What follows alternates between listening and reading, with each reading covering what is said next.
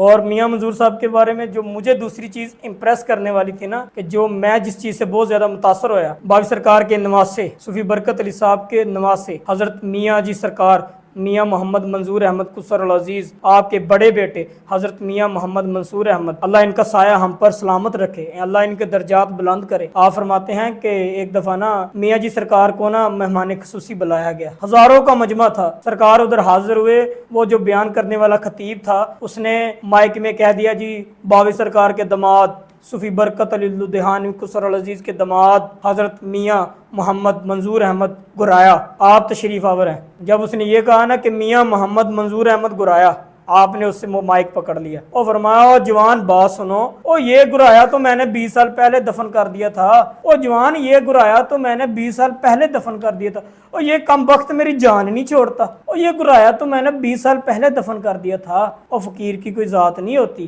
او فقیر کی کوئی ذات نہیں ہوتی، او فقیر بس اپنے رب کے حال میں خوش رہتا ہے۔